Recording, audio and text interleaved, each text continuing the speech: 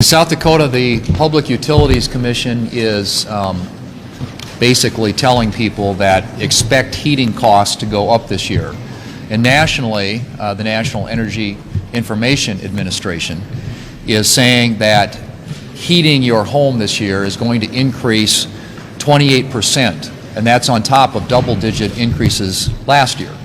And I think you can attribute all of this to the lack of a coherent energy policy by the Biden administration. And so the question is, what can we do to bring energy costs down?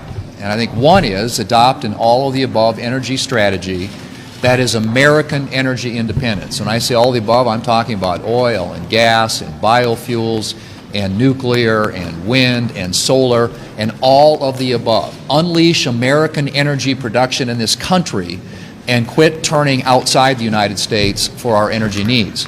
Secondly, is to end the hostility that this administration has toward oil and gas production in this country. They have adopted this agenda called the ESG agenda, Environmental, Social, and Governance agenda, which is designed to limit or prevent production or investment in production in certain areas of our economy, namely oil and gas. And we would also argue in farm country, agriculture, farms and ranches.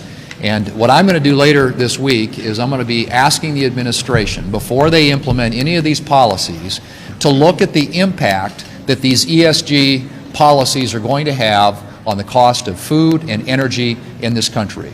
I think the American people deserve to know how much these policies coming out of this administration are impacting the cost of everything that they buy on a daily basis. That kind of analysis, to me, makes a lot of sense. I think the American people believe that, and I think they also believe that this administration's policies are driving up the cost of energy in a way, in this country, in a way that is harming the pocketbooks of American families all across the United States.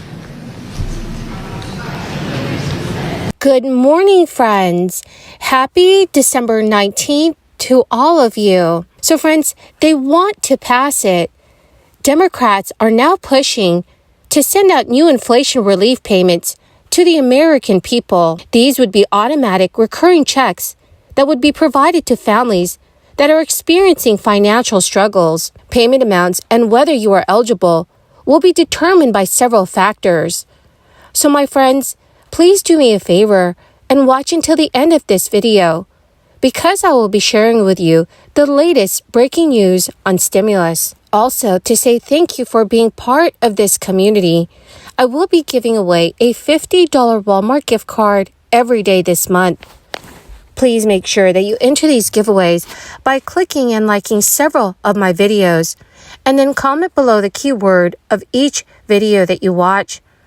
My friends, the more videos that you comment on, the greater your chances of winning these daily giveaways. So the White House has signaled to Democrats that it would support a compromise deal to revive the expanded child tax credit, even if it includes work requirements it once opposed. This support comes amid a recent push in Congress to include an expansion in a year-end legislative package, while Democrats still control both chambers. It reflects a growing urgency within the Biden administration to salvage a policy that ranks among President Biden's signature achievements. Biden oversaw a sweeping enhancement of the child tax credit during his first months in office, delivering up to $3,600 to parents, including to households previously ineligible because they had no income, according to the Census Bureau data. The infusion drove a historic drop in childhood poverty, cutting the national rate by nearly half. But those awesome, beefed-up benefits ran out last December in the face of opposition from Republicans and Senate Democrat Joe Manchin, who said he would not support an extension on a party line vote out of concerns that the policy was fueling inflation. Joe Manchin has demanded work requirements and means testing be applied to the program. But until now, Biden has dismissed calls to tie payments to employment, insisting that families should be eligible for the benefits regardless of their earnings. The standoff forced Democrats to drop an extension of the enhanced child tax credit from their negotiations early this year over the spending package that ultimately became the Inflation Reduction Act. In the interim, the White House has watched its early progress on child poverty fade, endangering what officials once believed would be a major piece of Biden's domestic legacy. Researchers at Columbia University's Center on Poverty and Social Poverty found that nearly 4 million children slipped back into poverty when the expanded benefits had expired. With time running out to resuscitate the program before Republicans take over the House, White House officials have urged lawmakers in recent weeks to pursue any deal they can get. Adam Rubin, director of the advocacy group Economic Security Project Action, and one of the group advocates who recently met with the White House, has recently said in a statement, "All of us working on this issue feel like this is it.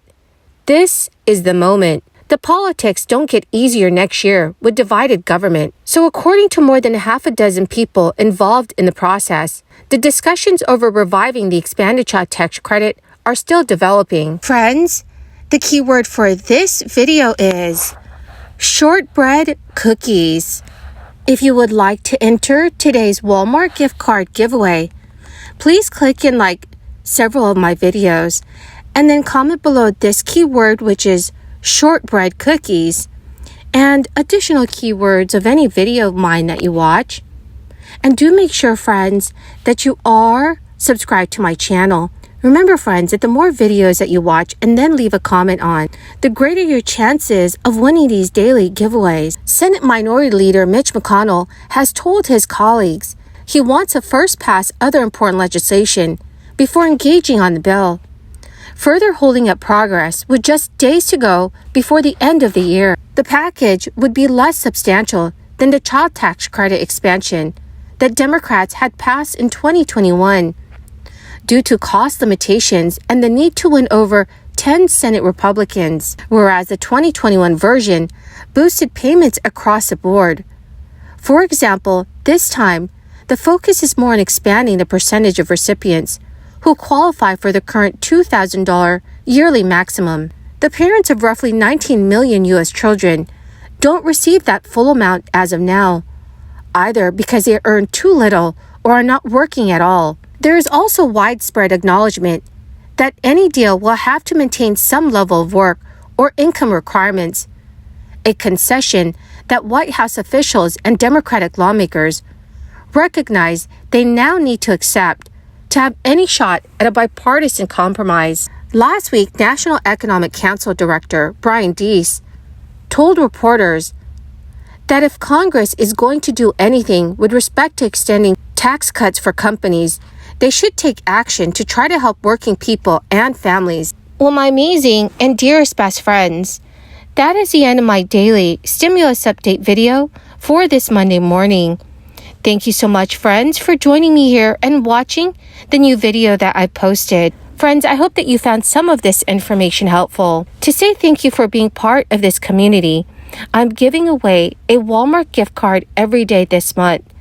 Friends, please make sure that you enter the giveaways. All you have to do is click and like several of my videos, and then comment below the keyword of each video that you watch. The more videos that you comment on, the greater your chances of winning these daily giveaways. The winner of yesterday's Walmart gift card giveaway is Virgil Barrett. Congratulations, my friend. To claim your gift card, please check your notifications page and send me a message, or you can message me on my Facebook page. Thank you, my friends, and have a wonderful and blessed day.